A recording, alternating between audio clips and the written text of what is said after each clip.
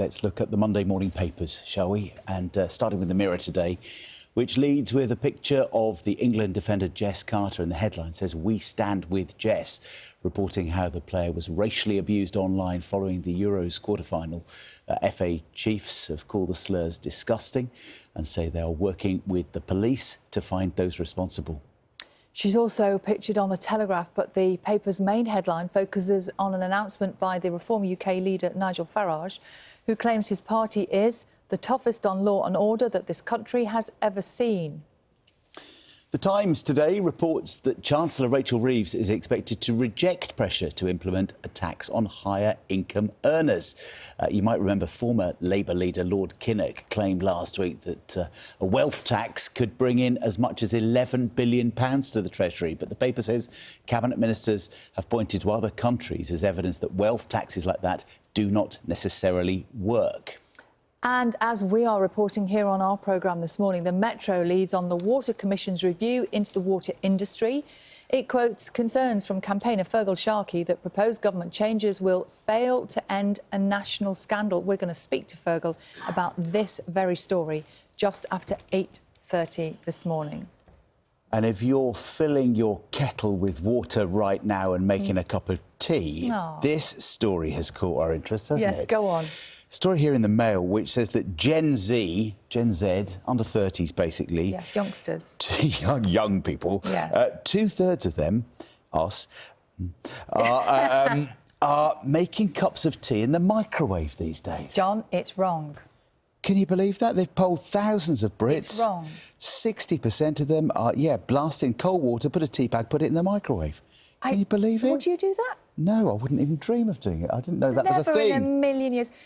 I've said this to you before on this programme, the kindest thing you can ever do for anyone is make them a nice cup of tea. That's not a nice cup of tea. Well, Dr Tim Bond from the Tea Advisory Panel, that's a thing, you could belong to that, says that microwave heating can produce uneven temperatures, inconsistent extraction of tea bioactives, which are packed with health and wellness benefits. And there's something about just letting it brew, like the hot water and letting it brew. It's a bit of a ceremony, isn't it?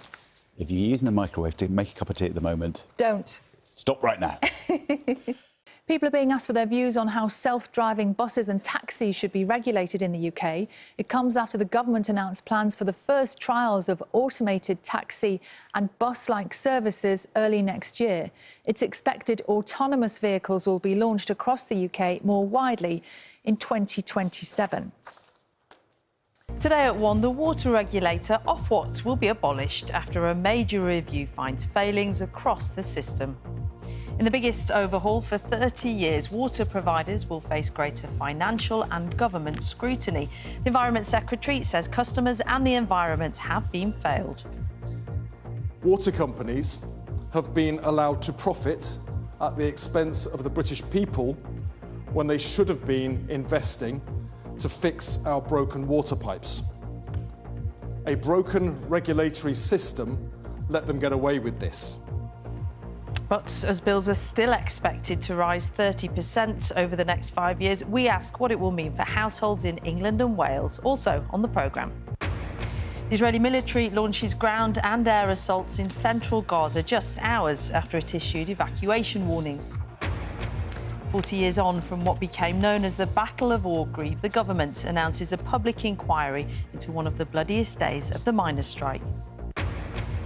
Celebrating his life and building a legacy in treatment for mental health, the family of cricketer Graham Thorpe speaks for the first time almost a year after he took his own life. They were killed and their bodies dumped in suitcases on a bridge in Bristol. Now a man is found guilty of murder.